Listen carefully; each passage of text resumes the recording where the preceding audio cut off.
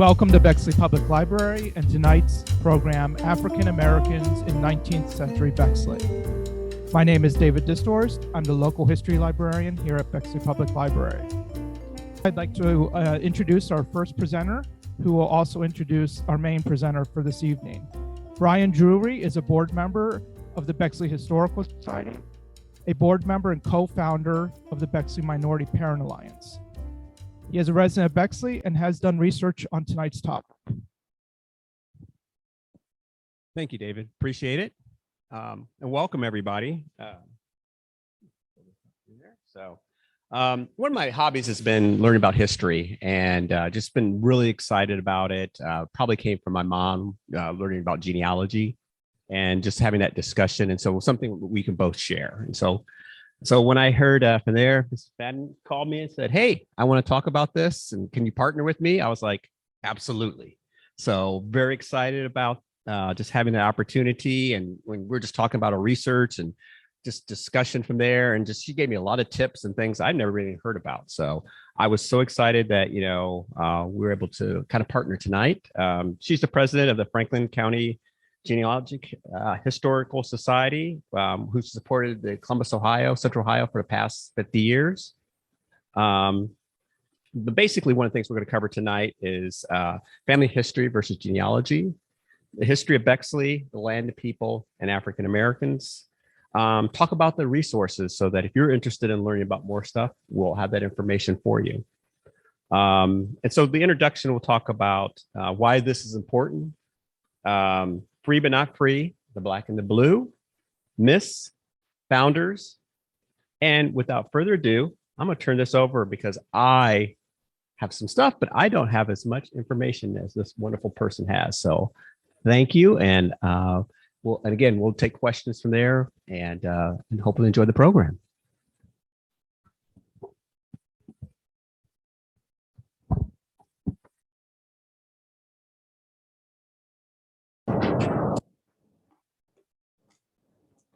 How about now? Can everyone hear me? Oh, wow. I think that maybe move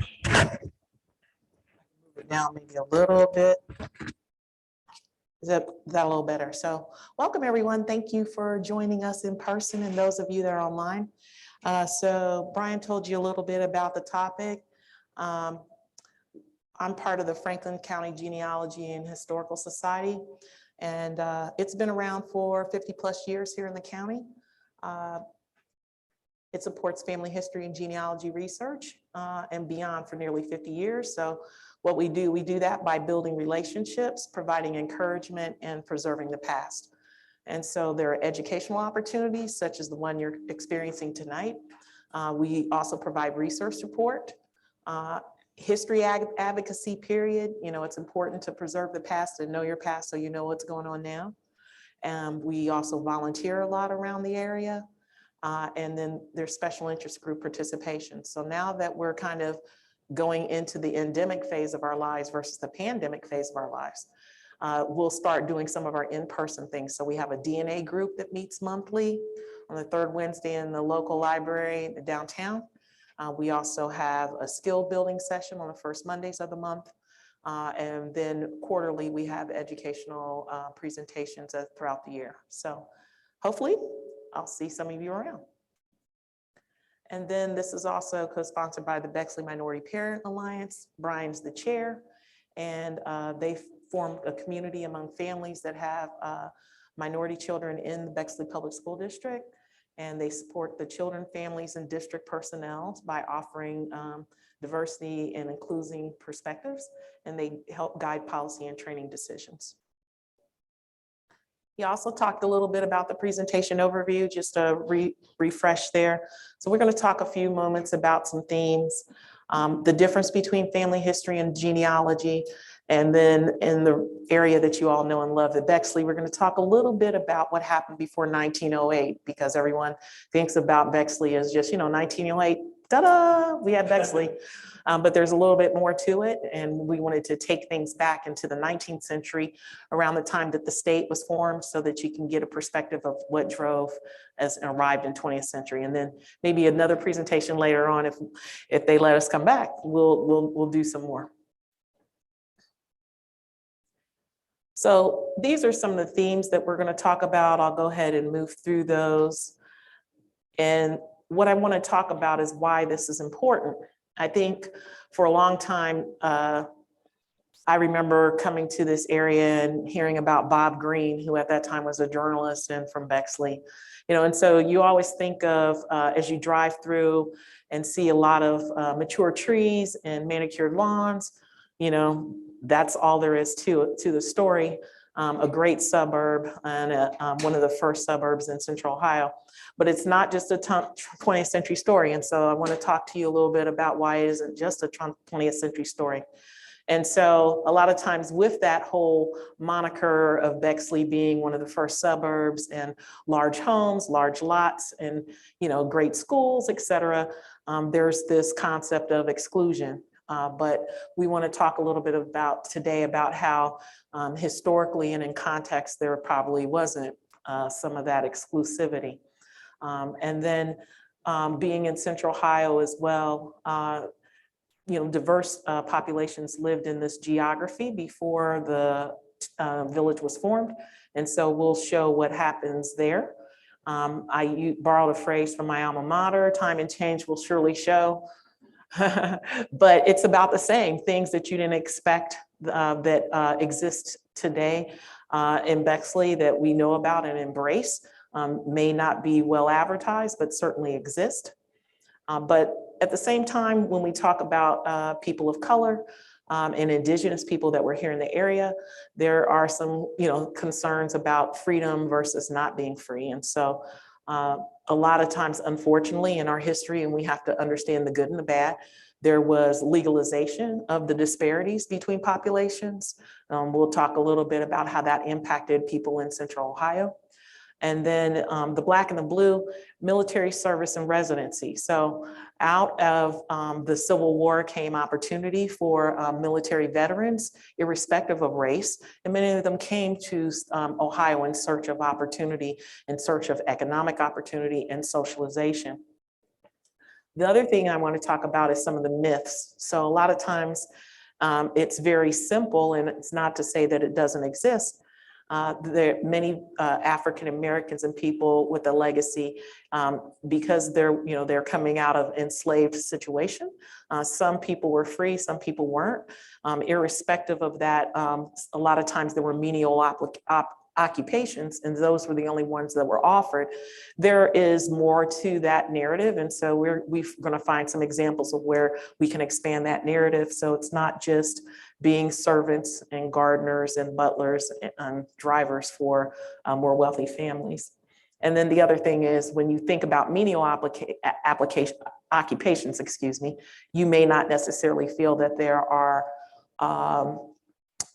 opportunities to own land and be property owners. And so we'll show some examples why that necessarily is not the case. And then last but not least, I'd like to talk a little bit and plant the seed for this idea of Black foundership. And what I mean by that is, many times when we think of the founding of this country, we think about our forefathers, the Thomas Jeffersons and the George Washingtons and those folks, and how they have set up, a framework for freedom and democracy, et cetera. But as I mentioned earlier, we talked about the legalization of some of the disparities that continued here in Ohio, unfortunately. It wasn't just a Southern regional thing. What happened for people of color, free people of color, and particularly African Americans in this environment? And so what I want to plant the seed for is this idea of Black foundership. And so despite the environment, despite the legal restrictions, there was this opportunity in a sense of resiliency and also to continue to advocate for the same rights for equality and equity across different spaces. And so what Black founders did was they filed the paperwork, they bought the buildings, they built the institutions, and built this parallel world so that they could thrive and experience some of the same freedoms that were just by default offered to people of European descent. So that's a framework I'd like you to kind of consider as we're talking through and doing this presentation. Before I get there, I want to talk a little bit about what family history is. And so I want you to understand that family history and genealogy aren't necessarily the same. There are some data and techniques that are similar, but we want you to understand the difference. And so family history is a written account of the ancestry of a particular group and of people connected by kinship, right?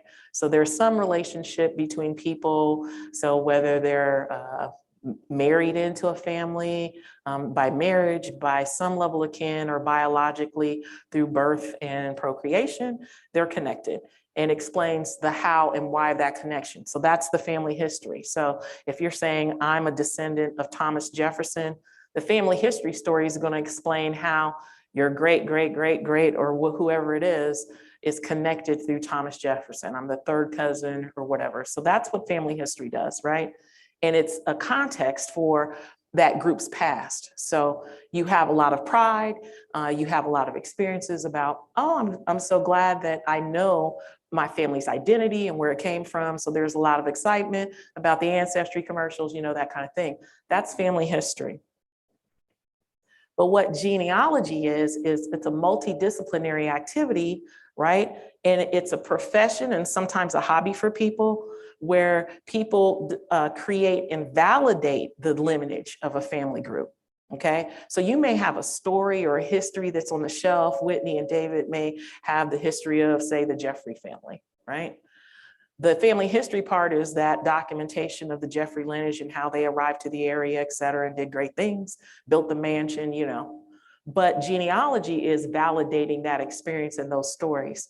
And so that's the difference. So you could do both, but it's important to know what the difference is between the two and the techniques and skills that you'll apply to just make the discoveries you need of the past.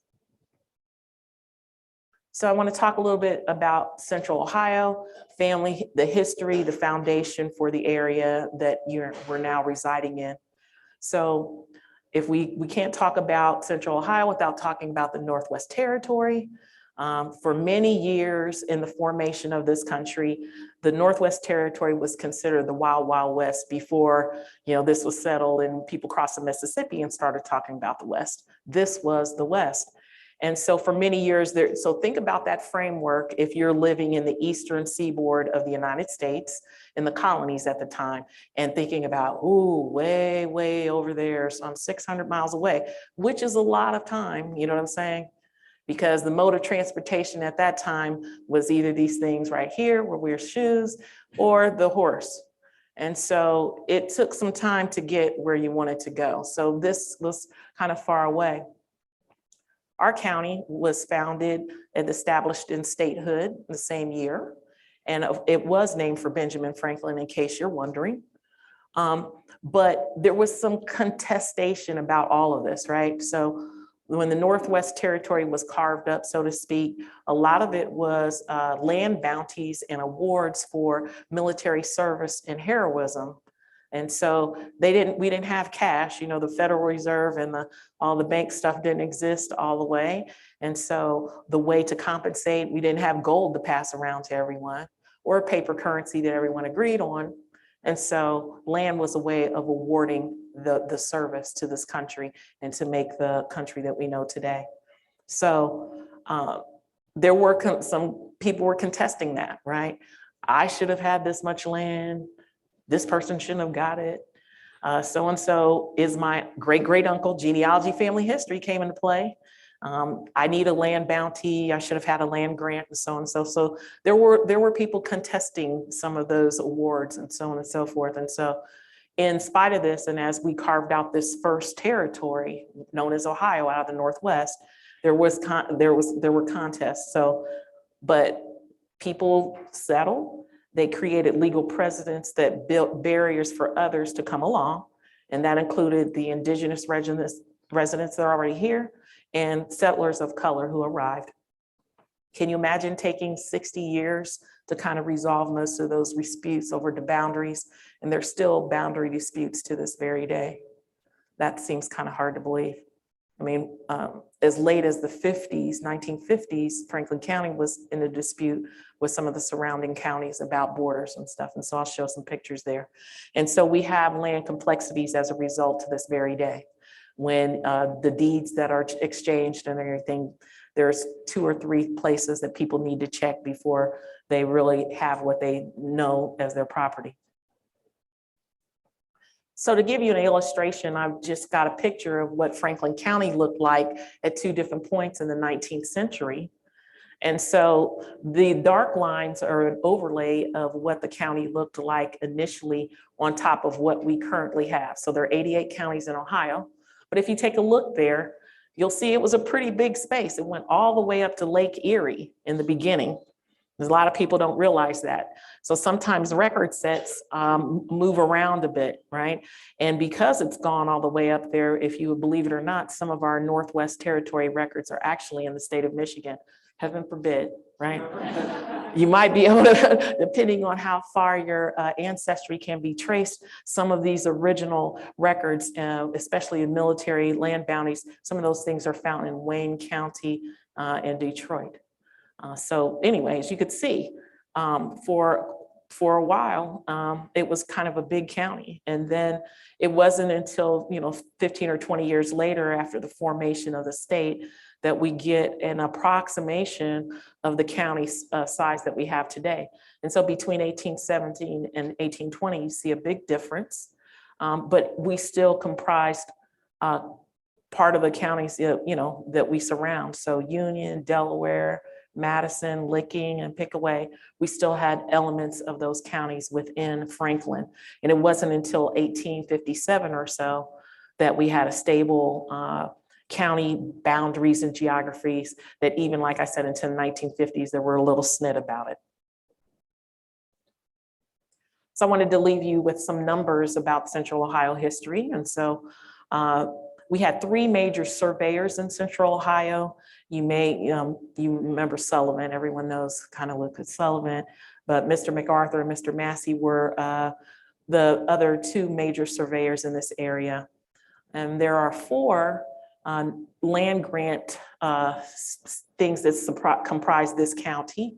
The Military Land District, the Virginia Military Land District, the one we're going to talk about that comprises Bexley, and something called the 7 Ranges because of that big SWAT that I showed you in the previous slide.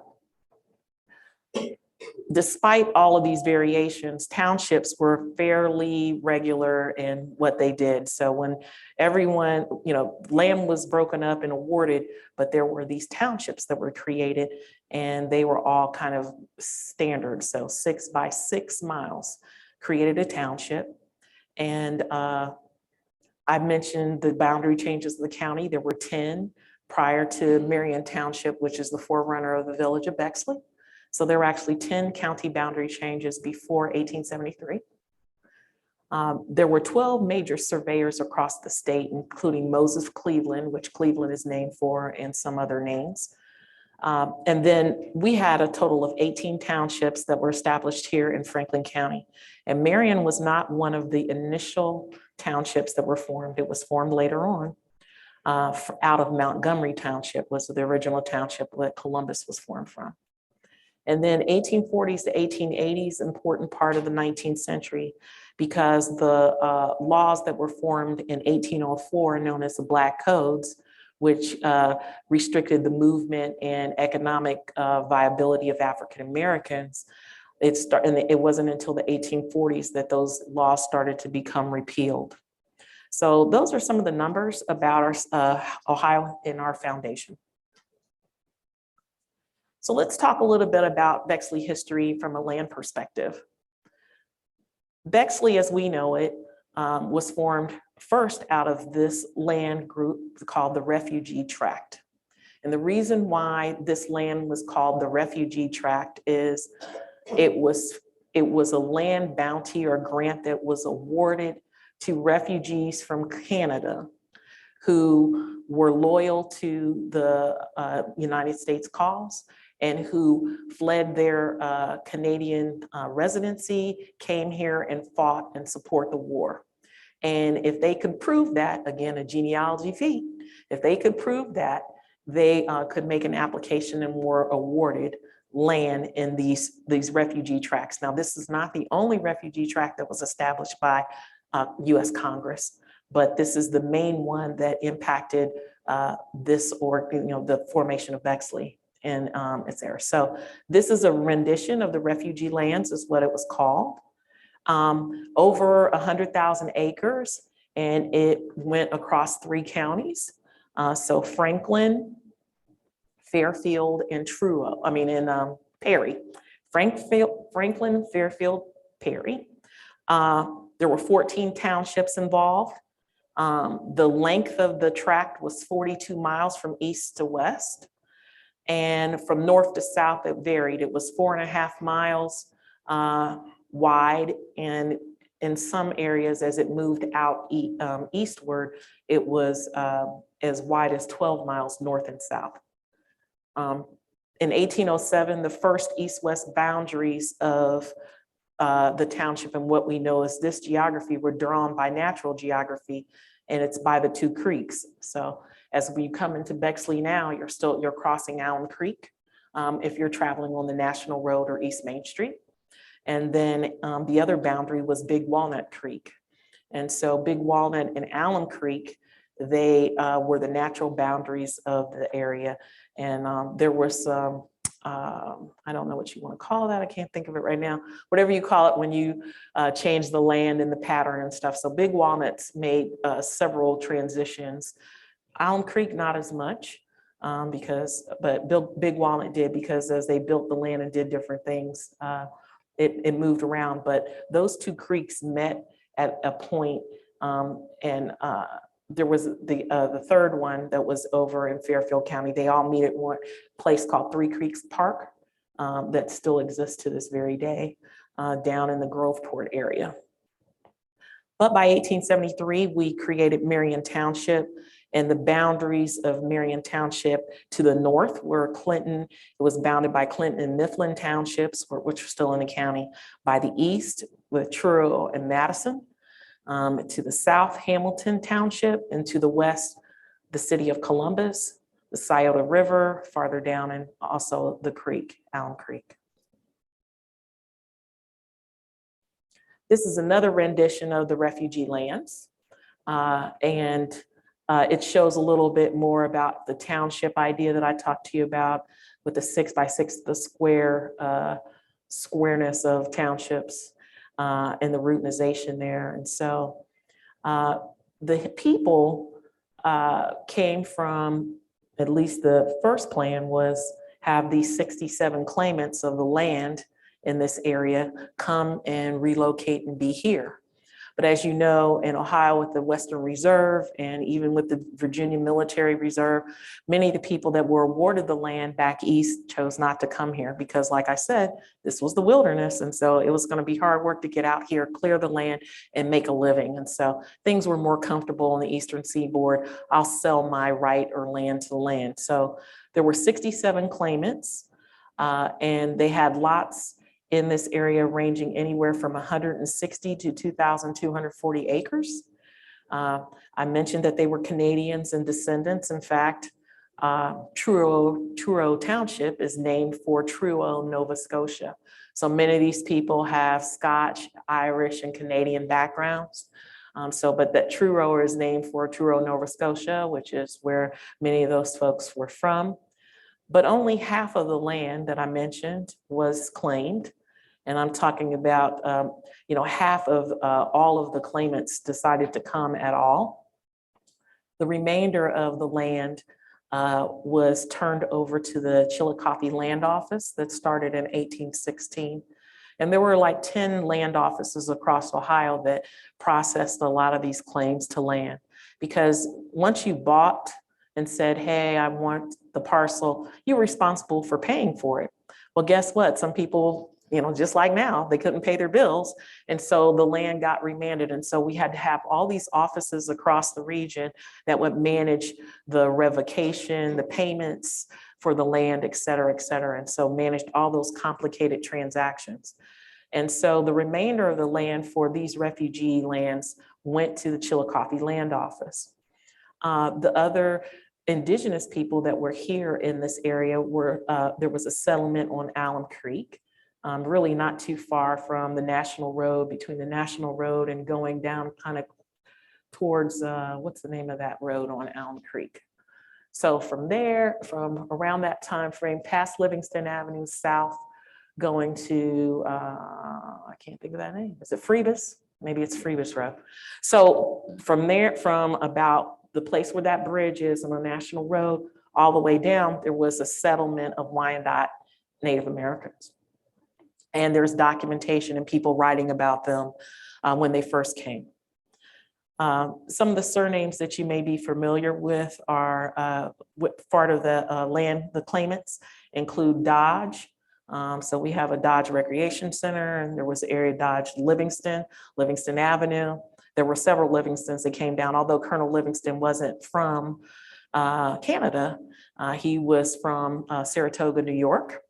And so Harding, I'm sure you know that name, Fulton, Morrison, and Taylor. I mentioned that the remainder of the land went to the Chillicothe Land Office. So enterprising other US citizens, particularly Pennsylvanians, decided to take a chance and come farther west. And so some of the names, most of those land purchases initially came from the York and Mifflin townships in Pennsylvania. And some of the surnames you may be familiar with are Nelson, Newberry, Marion, and Atchison. So talking about African Americans in that history, I mentioned the Black codes that were established in 1804. Some of those Revolutionary War heroes came here regardless because they wanted opportunity, and they were moving forward with their expectations of freedom, justice, and equality in this nation. And so we have Revolutionary War heroes that had settled, but not in prevalence. In 1830, though, we do see that there were over 250 residents of people of color who owned property in Franklin County, and there were over 2,000 residents in the area. The county population at the time was 33,000, and so there were quite a few people, at least 10% of that group, and maybe more, because every study wasn't perfect and people counted African Americans differently or sometimes didn't mention them at all. And then there was also this concept of Black foundership. So during that same time, about 1830, 30 years into statehood, we see more founding of institutions. So we have churches of various denominations, we have businesses, we have schools, private schools, because at the time, from a public perspective, there were church schools that were set up, or community schools, because education wasn't necessarily afforded initially to people of color, but Columbus still was very progressive in that area. And by 1850s had established, the public school system had established schools for children of color and had hired teachers. But I wanted to list here, when I look at the survey and took some analysis, and this is Brian's, some of his analysis of the families, the surnames, the professions were beyond the expectations of domestic servants. So I had a stationary engineer, two of them, in fact, as I looked through some of the census records. They were carpenters, plasterers, painters, blacksmiths, teamsters, barbers, ostlers. Anybody know what an ostler is? Yeah, I know. Hey, you got to look up your history. So an ostler is a person who tends the horses while you stayed at a hotel or a residence. So kind of like a valet, but for horses. And so, so that wasn't a regular thing. So if you stayed in an inn or a Holiday Inn or a hotel, which the capital city did have, ostlers were the people that cared for your transportation while you were taking care of your business. So that's what an ostler is. Yeah. So draymans and farmers, of course, right? And these some of the surnames: Barrett, Bennett, Bethel, Doak, Gilmore, and so on and so forth, McGuffin, Radcliffe. So these are some names that I hadn't really heard of, because I think we tend to stick with the known, right? And some people, their history was marketed or more well documented. So, I've mentioned the name Jeffrey. You guys already know what that is. If I say Bullet, you already know what that is. You know, if I say Poindexter, people probably know who that is in terms of the African Americans, but there are other people that made significant contributions. So we're uncovering new territory with some of this work. So I'm going to get into some case studies here that talk about expanding this narrative in your perspective of the African American experience in 19th century Central Ohio. One of the things is they were around as long as the Lucas Sullivans and who's another one? Dr. Starling, some of these names that you all know and love, the Livingstons. There were African Americans that preceded them. And so what I wanted to do in the case study section here is give you some examples of that long-term legacy. Also talk about intermarriage of families that created more opportunities for people to come, you know what I'm saying? So we have this migration that we know for immigrant families these days. It was kind of the same thing, right? So once people found, you know, tested the waters here in Central Ohio and thought it was okay, they sent for their family, you know, through remittances, et cetera, and said, hey, come, this is a great place. So we'll talk about one of those cases. And then also, believe it or not, despite the legalities in the Black Code, there had to be some level of racial tolerance here. And in each of the census in this area, we see interracial marriage between Blacks and whites. And so that's not something normally people expect. And these were landowners, property owners, and they had children, and they were married. They didn't go outside of the county, although some people did, because what I'm going to say, racial marriage, interrace marriage was illegal. So the fact that they moved forward it right downtown at the courthouse at Franklin County, we must have had some level of racial tolerance here that wasn't necessarily, how I want to say it, supported by journalism, because if you go into the Dispatch, there are some very disparaging and disappointing articles about what was going on in the race relations in the area. But despite those type of things and the journalism and some of the things that are documented in writing, we still have this evidence in records and genealogy of people that were marrying and moving on as spouses and having families, despite racial lines that were drawn at the time. And some of them still exist today. So the first family I want to talk about is the Bethel family. Again, a name that I wasn't really familiar with until we started looking at these records. And the patriarch of them is a man named Samuel Bethel, who had military experience in 1812. But they've been a county presence since 1820. And so the patriarch of that family came here and settled and bought land.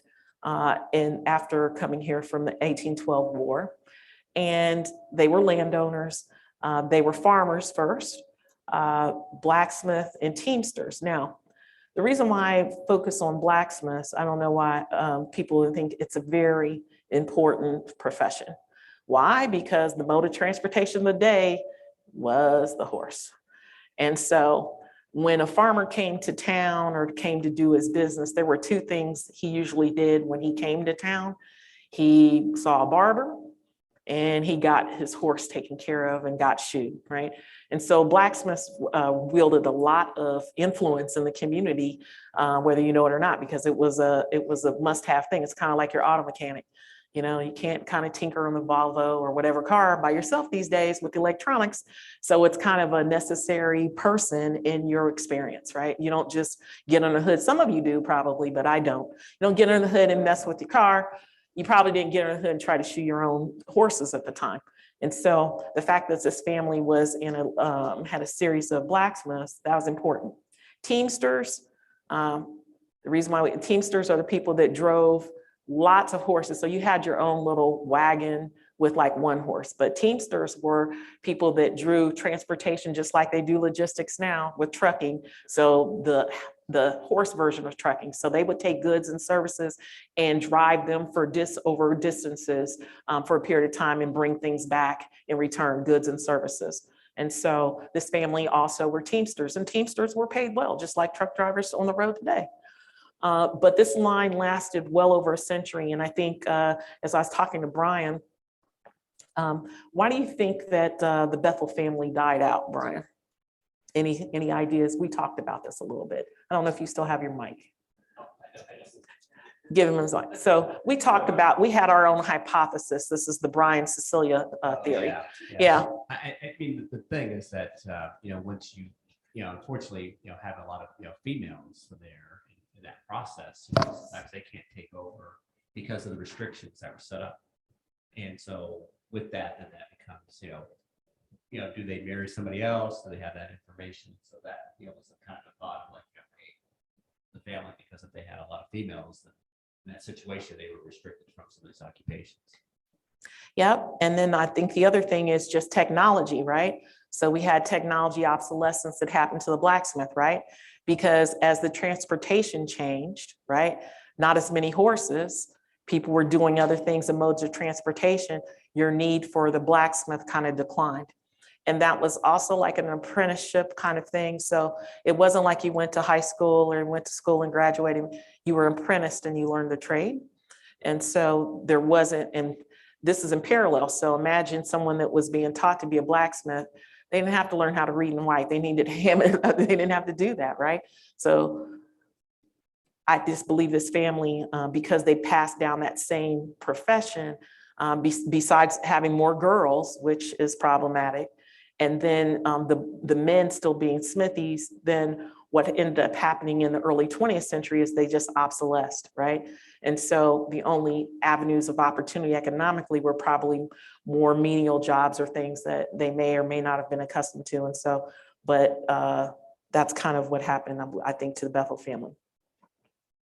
But the other thing here, I have and I think this presentation, if you guys want it, they'll send it out to you.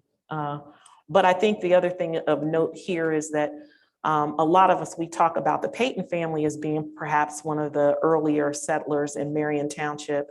But I was able to find that the Bethels actually preceded the Paytons in terms of their arrival, and they're not the only ones. I just pulled this one because you'll have to see David for help for deeds and stuff. This stuff is really, it's an eye chart. But there's all of this, all these deeds have all these handwritten, that's what they look like. Was able to pull this deed. And so Tillman Bethel was here, and Lydia Werner, she actually sold him land. And so the deed says, know all men by these presenters, blah, blah, blah, blah, blah. And then it goes on, it tells you where it is. So I wanted to say that this township is 4 and 5 and range 22. That's where we know Bexley to be today. And so all that writing that you see on the slide talks about that happening in the state of Ohio, the county of Franklin. It was filed on July 14th, 1866, and recorded the same day by the recorder, Mr. Nathan Cole. But you see Mr. McGuffey, same person, McGuffey Avenue, same folks.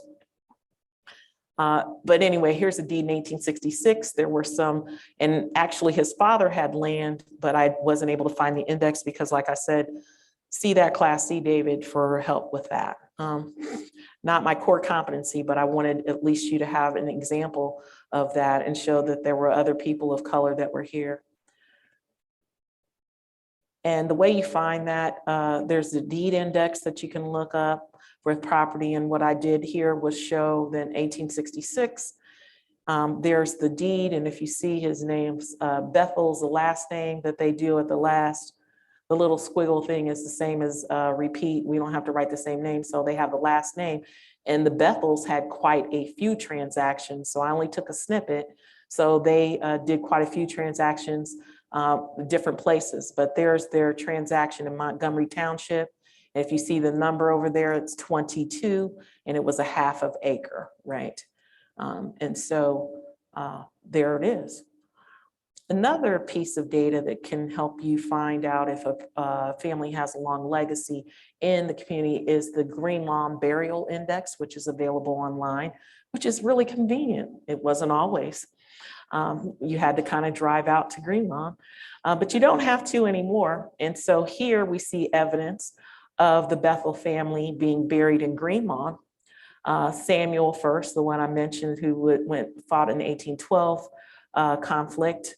And his father's name was Alfred Bethel, but he was born on the 5th of February, or is it the 5th? Or no, those are the death days. So he died on the 5th of February, 1885. He was born in 1799. And then there's Tillman, the one we just talked about, who bought land here in Marion Township. He was born in 1825 and passed in 1898. And then Tillman, he liked that name. He had a son. He was born in 1856 and died of 1914. I didn't find the record. I guess there is a Tillman the fourth, but he wasn't buried in Greenlawn. They really liked that name. So, and it was easy. It's easier, it's better to find Tillman than James Smith, right?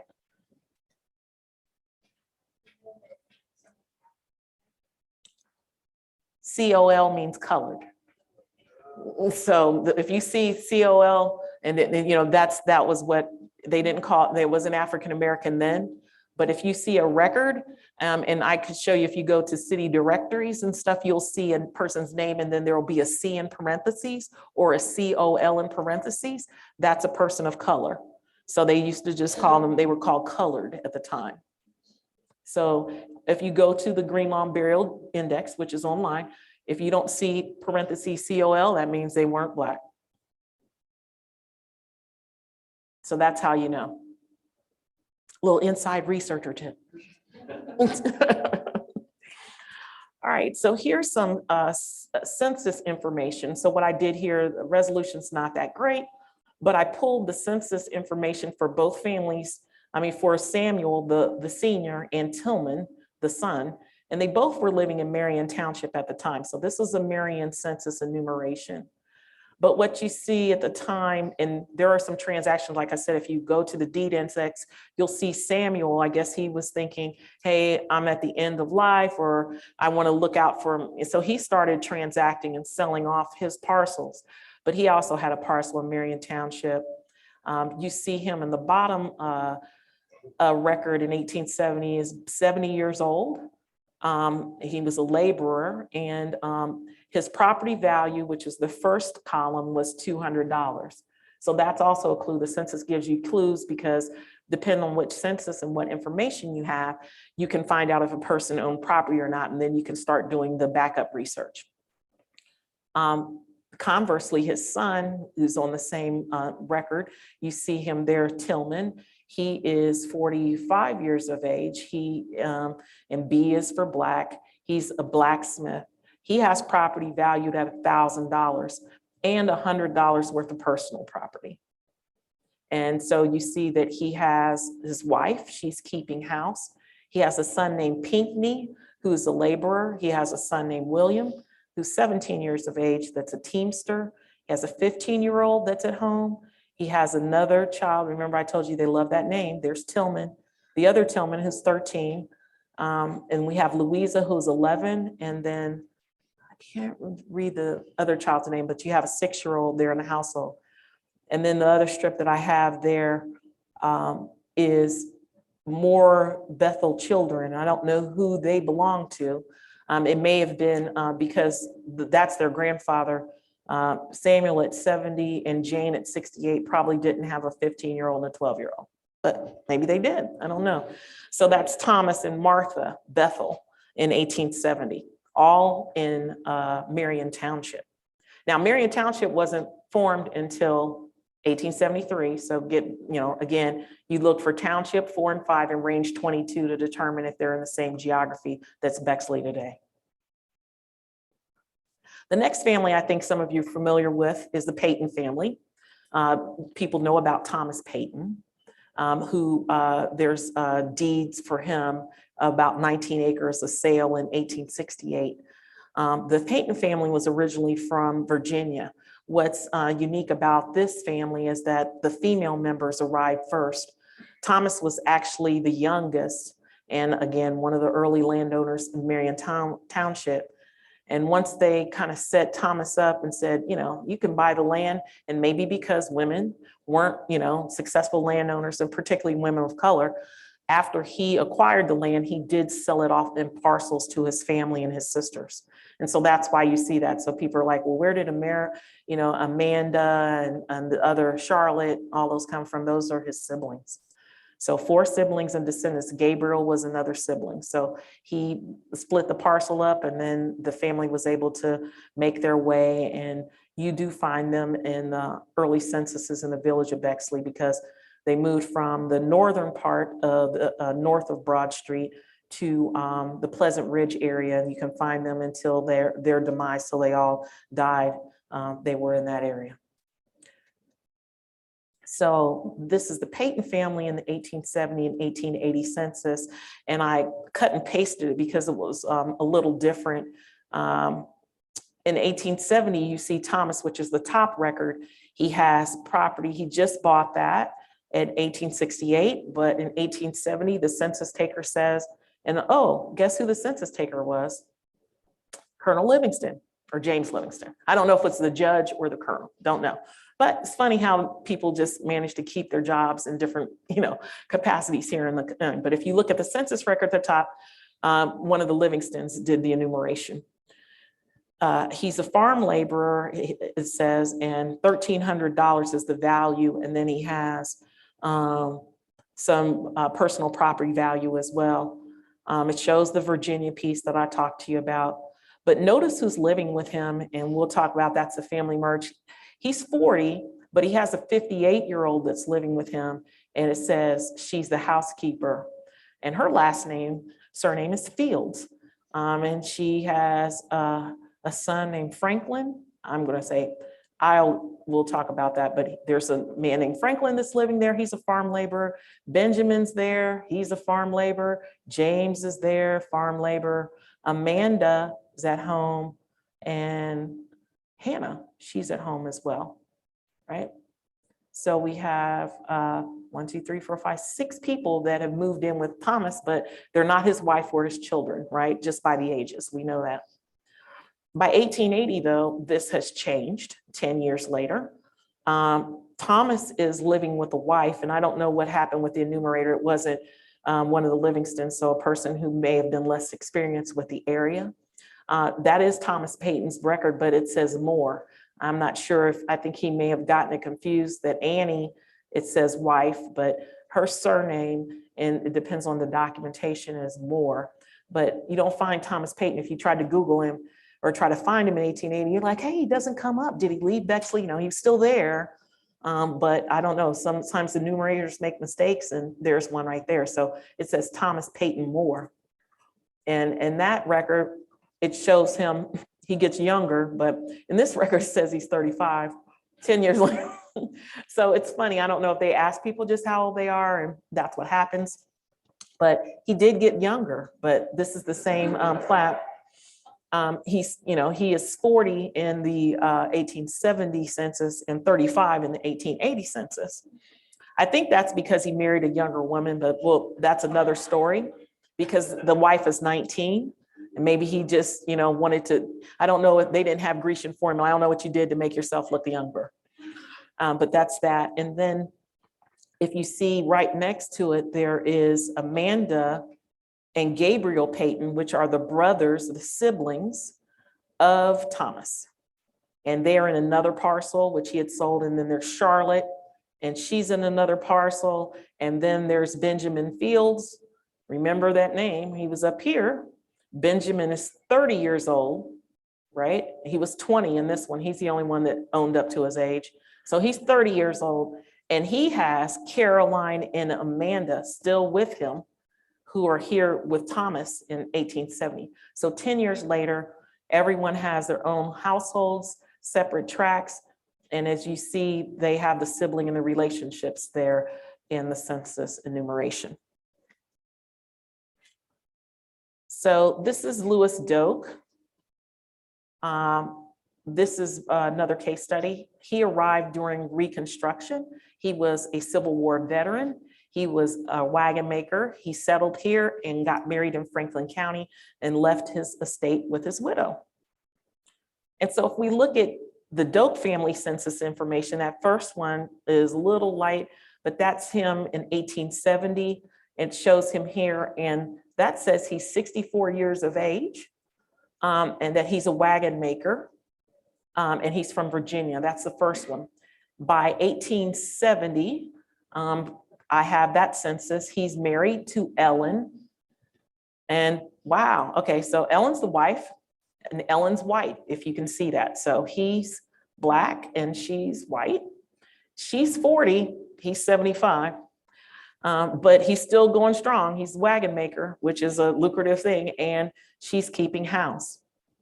The third record I have there is his death record, and that's not such a great one, but it says that he passed in 1892 at the age of 87, and that he just died of old age, is what that record says. The ones that are a little more clearer, there's an obituary that was written up about him. I've copied here the marriage record between him and Ellen. And then this is also his United States Colored Troop record from the Civil War that shows him. And that gives some information as well. It says he's 58 years of age and 5'4" tall. He has a dark complexion. His eyes are brown. He is bald. And again, saying which his occupation at that time was a carpenter, which, you know, he parlayed into wagon making, no secrets there. It showed that he enlisted on the 1st of November, 1863 at Vicksburg for 3 years of service. The next slide here is his estate and probate information that's here in Franklin County. So that after he died, his estate was settled by the county, and it shows Ellen as the recipient. His address, was 1345 Livingston Avenue when he died in 1892. So that's an address that still exists today in the county. So the Fields family, I don't have separating because I wanted you to see that the Fields family was actually intermarriage with the Paytons. So Caroline Fields was actually Caroline Payton, born in 1817, and moved here to Ohio to follow up the situation because her husband was a Civil War veteran that died at Camp Chase. And so he's buried at Camp Chase. I'm not sure of all of his name is Benjamin Fields. So the Fields family, there's other Fields families that come from Rockingham County. There's a lot of research. I don't know all of the kinship relationships with the other Fields families we hear, but that surname seemed to like Columbus and come and do several things. They had Black founder activity, so they founded Baptist churches, they founded newsletters, anti-slavery society participation, and so on. But Caroline was here first. She told her sisters about it. All of them are older. We find them in other townships besides Montgomery, which is the derivative of Marion, or Marion's derived from Montgomery.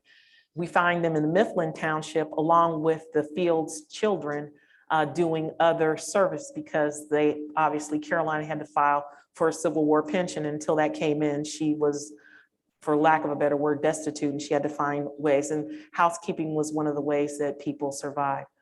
But that's the Payton Fields relationship. So when you saw Caroline Fields, there's a reason why. She had to be a sister or a sibling of Thomas. And so there's that, the older sister came here, and then the Fields family came and he sold land to his brother-in-law and so on and so forth. So that's the tie to the Payton family. There's more research to do. So as I wind down and told you about these things, I can't do these things without help from people like Whitney and David. And so I wanted to take some time to talk about the resources you have right here at Bexley. There's Ancestry, the library edition. There's African American Heritage Resources, Fold 3, Heritage Quest, and a thing called Newsbank, which is really cool. And that gives you newspapers articles. That's where I found the newspaper article about good old Louis Doak. So they wrote up a very nice obituary and a tribute to him. But this is like the front page, kind of looks like that for genealogy resources, and you can click through some of the things. Family Search is another tool that is available to you. And once you get to some of these resources, this is kind of some of them, the branding that they look like, you know that you're in that place. So there's all kinds of digital records to support your research in each of these areas. Fold 3, military records is not cheap. Come and see the library because this is free while you're in the library itself. You can't access it at home in your pajamas remotely anymore free. Kind of bummed that that stopped, but you know, you could still come to the library and access many of these resources for free. And then beyond the BPL, there are other places that online, they offer you support for further work, like military records that I talked to you about. I got that information from our National Archives. Local and regional records, the Columbus Metro Library works in partnership with David Whitney. They have a lot of maps that have been digitized that can help me zoom in and find some of these surnames that I share with you today. The Allen County Public Library, right up the street in Fort Wayne. A lot of people don't realize it has the 3rd largest genealogy collection in the world. And much of that is online. And so there are opportunities for you to, they have research guides, et cetera, based on ethnicity that you can access and leverage.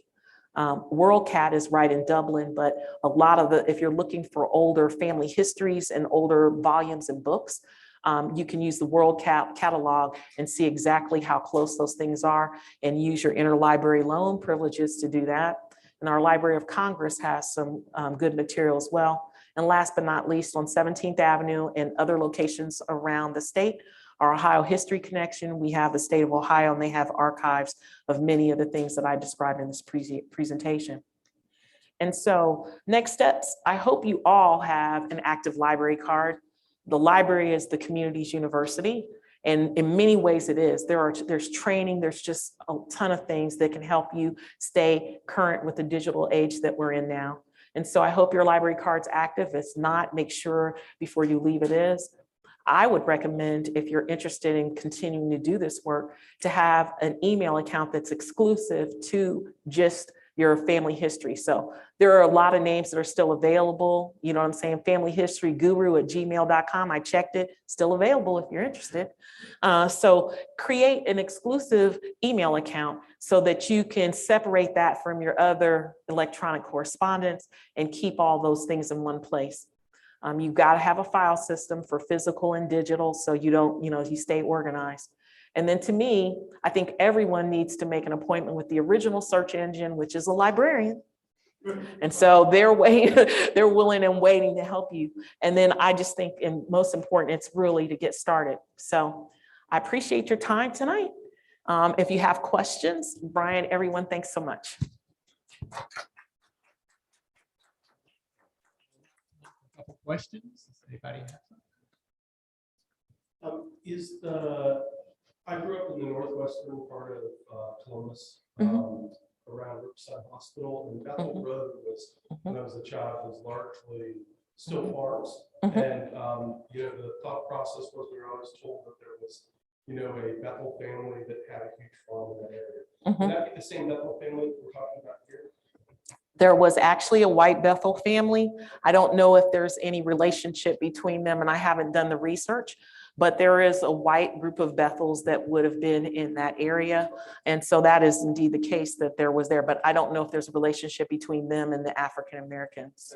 I'm curious about Green Lawn Cemetery, and was it ever segregated or is it always open to? Oh, absolutely. Everything was always segregated.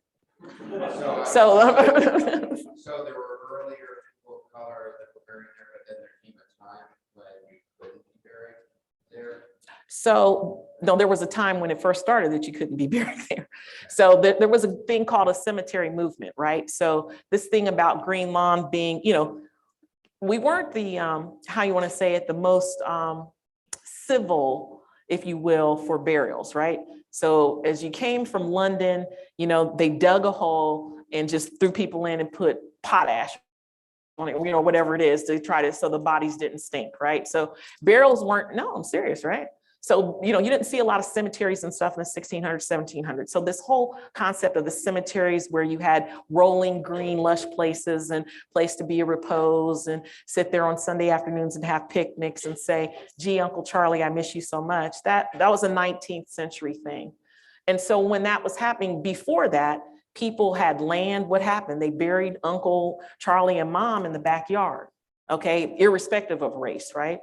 Then churches came along, right? And churches had graveyards, right? So if you were affiliated with the church, that was another way to get buried. There were burial societies and benevolence societies that did that. And finally, when municipalities had enough money, the city, we had north and east, we had 3 graveyards, right? So if you couldn't afford it and you weren't affiliated in another way, the city, you could use the city graveyard. Well, that kind of went away. We're like, too bad, too sad. Hopefully you can get everybody removed, right? So when Green Lawn happened, there were relocations from the paupers section and all those kinds of things from the things, but there was a segregation in life and segregation in death, right? So cemeteries are private enterprises. And so just because I don't have to bury people, or I don't have to, right? There's no legal thing that says I have to. So following the customs of the day, segregation in life and segregation in death. So whites were not buried alongside blacks. So that's a 20th century thing. But to your point, it's called Section 27 in Green Law. So Section 27 was the section. So it wasn't that they didn't accept African-American bodies, but most of them early on are in just one section of the cemetery. We do have some other cemeteries, Franklin County, Jewish cemetery. Was there ever a colored cemetery? There were graveyards that were associated with the churches. So, you know what I'm saying? So there were church graveyards, and the Litchford family had a graveyard. That's what the Secrets in the Parking Lot's about. So the Litchford family had some U.S. colored troop burials in Pleasant Litchford. And so somehow people forgot. Well, actually they didn't. Maybe they didn't relocate. No. There was actually, they knew that was a graveyard. It wasn't marked. They didn't have the index. So they did what they could before they built the first version of Upper Arlington High School in the 50s. And they relocated many of the bodies that they did find in Union Cemetery. But who knows what they did, if they did their due diligence or not. And so many families that were wealthy, the Litchfords, trying to think, the Depps had cemeteries. And so that's kind of how that worked, right? Yeah. Other questions?